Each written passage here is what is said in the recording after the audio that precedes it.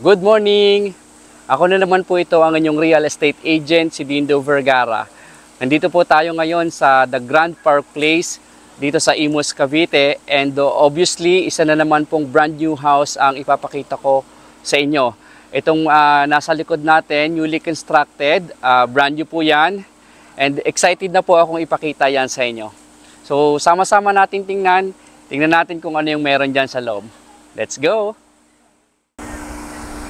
Alright, so before po tayo mag-house tour, house specification po muna tayo. So, ang bahay po is na-construct po sa 180 square meters of lot area and meron po siyang 208 square meters of floor area. Alright, so let's go. And kung bago ka sa aking channel, please do like and subscribe and hit the notification bell para lagi po kayong updated. So let's go. Ayan, ito po yung pasad ng ating bahay. So dito po, ito po yung ating 2-car carport. Ayan. So ikot po muna tayo sa likod. By the way, dito po meron po tayong pocket garden. Ayan, kung mahilig po kayong magtanim ng mga halaman, ito po yung perfect na bahay para sa inyo. So ito yung ating left side ng bahay. Ayan po, oh. Napaka-elegant. So almost 100% completed na po. Pero may ilalagay pa po ditong mga grass. Lalagyan po siya ng grass dyan. Ng Carabao grass. Ito po yung ating service area. Meron na po tayo ditong lababo. Meron pong mga gripo, kumpleto. And then, ito po yung ating laundry area. So, dito po natin pwedeng ilagay yung ating automatic na washing machine. Kasi meron na po diyang mga socket na pwedeng saksakan. Okay. And then, ito yung ating likod. Ito po, meron po tayong water tank that can accommodate po 700 liters. Ito po yung likod. So dito sa likod, meron po tayong setback dito na nasa mga 2 meters wide. And then dito sa gilid, ganun din po, mga 2 meters din po yung wide. May fence na din po. Gate and fence kasama po. Right? Ito yung likod. Ayan. And then, ito yung sliding door papunta sa ating kitchen. Pero mamaya na natin titingnan yan. Ikot tayo sa harap. Right? Alright. So, nandito na po ulit tayo sa harap ng ating bahay. Okay, pasok tayo. So, dito yung ating pedestrian gate. Meron siyang steps. Ayan po. Mapapansin nyo, elevated po siya. Ito yung ating main door. Ayan, napakaganda ng ating main door. Ayan po, solid wood ang ginamit. Meron siyang digital na lock.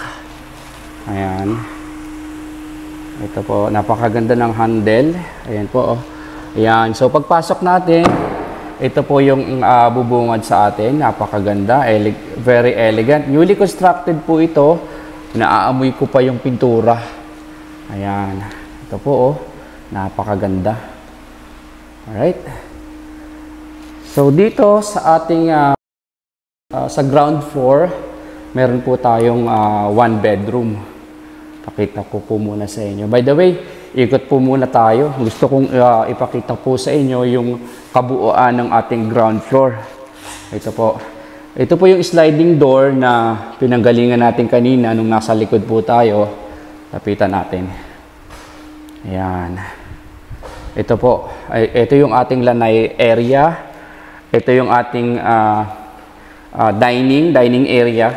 Since malaki po yung ating dining area, pwede kang mag-set up ng 6 to 8 chairs na dining table. And then ito yung ating main door. Ito yung ating receiving area or living area. Napakaganda. And then, ito yung ating kitchen area. So, dito sa ating kitchen area, meron tayo ditong bar. Ayan po, oh. Bar countertop. Ayan, ito yung ating kitchen area. Very elegant. Ayan po, complete na po dito. May cabinet. Ayan, may cabinet sa taas, sa baba. Magbukas tayo ng isa. Ayan po. Ayan. And then, ito, meron siyang pantry. Ayan. And then, ito yung door papunta sa likod. Napakaganda. Magbukas tayo ng isa. Ayan po, oh. Ayan. Pakita ko sa inyo ng malapitan. Ito po yung ating sink, double sink. Ayan po, oh. Parang napakaganda ng ginamit na materials. Ito po. Alright. And then, meron po tayo dito sa ating gilid ng ating kitchen area. Nandito po yung ating first bedroom dito sa ground floor. Ayan po, oh. Napakaganda. And then, itong first bedroom sa ground floor, meron po siyang sariling toilet and bath. Meron din po siyang cabinet. Pakita ko po sa inyo. Ito po. Kung meron po kayong kasama ng mga senior citizens na nahihirapan na umakyat doon sa second floor, tamang-tama po itong room na ito dito sa ground. Kasi po, complete na po dito. May sariling toilet and bath. Ayan po, oh. Complete fixtures na po. Hindi na sila mahihirapan. Alright?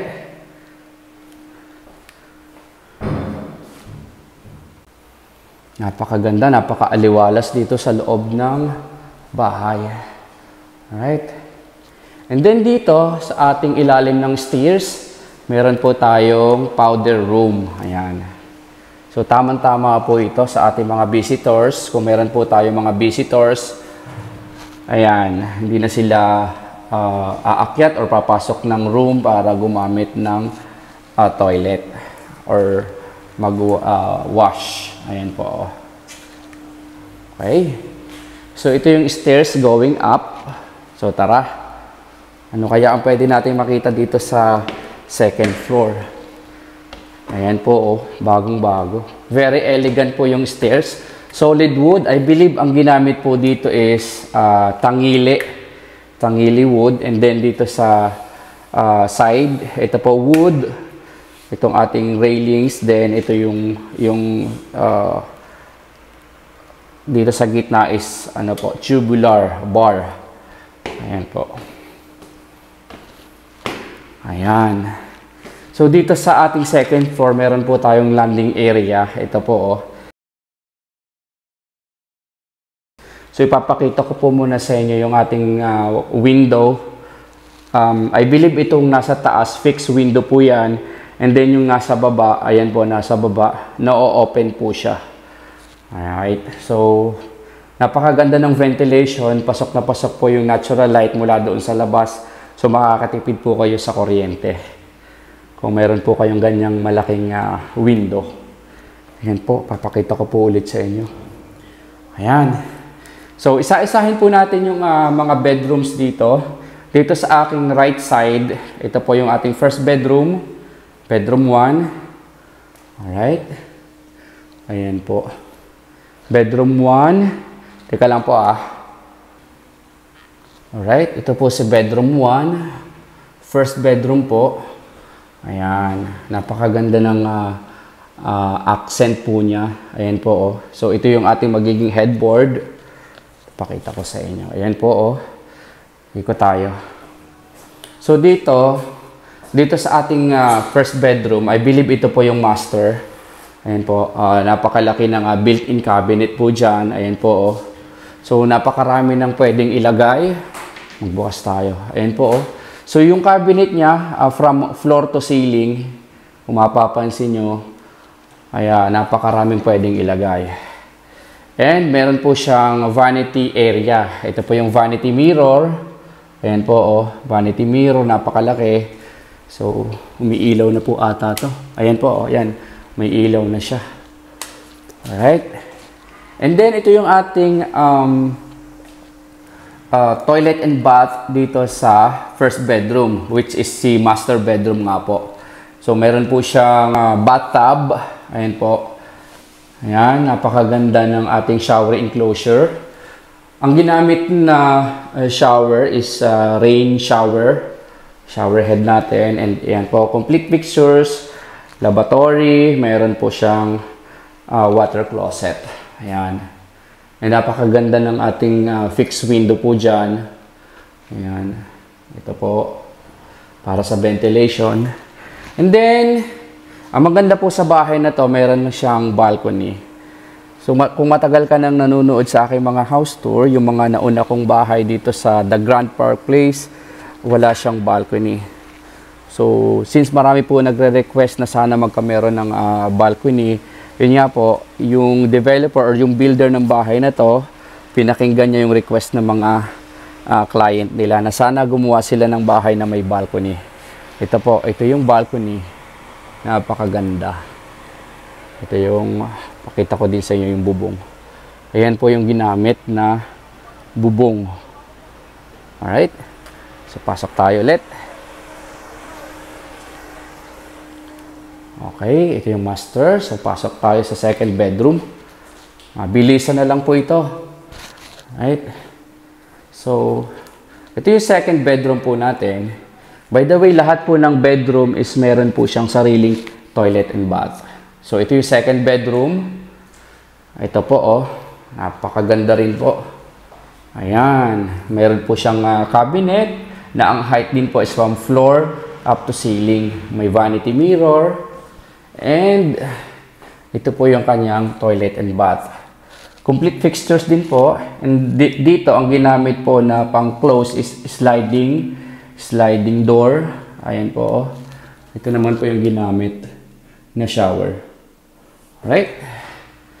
Pasok tayo sa bedroom number 3. Ito po yung ating bedroom number 3. Dito sa bedroom number 3, so pagpasok mo, nasa left side niya yung ating toilet and bath. Ayan po, oh. So, kapareho lang siya ng bedroom 2. Yung ginamit dito na enclosure is pa-slide po yung door. Ito po, oh, complete fixtures. Ito po yung room niya. Nandun po yung ating vanity mirror. May malalaking bintana. And ito po yung ating built-in cabinet. Alright. Alright. Natapos na po nating i-house tour itong brand new house dito sa loob ng The Grand Park Place dito sa Imus, Cavite. I hope nag-enjoy po kayo sa ating ginawang house tour. And kung meron po kayong mga katanungan about dito sa bahay na to, feel free to text or call me. Nandyan po yung aking mobile numbers. Pwede nyo po akong i-contact dyan. And sa ating mga kababayan na OFW, meron po tayong WhatsApp and Viber. Same number po. Nandyan po sa somewhere in this video. So hanggang dito na lang po muna. And I hope you enjoy. Thank you for watching and see you in my next video.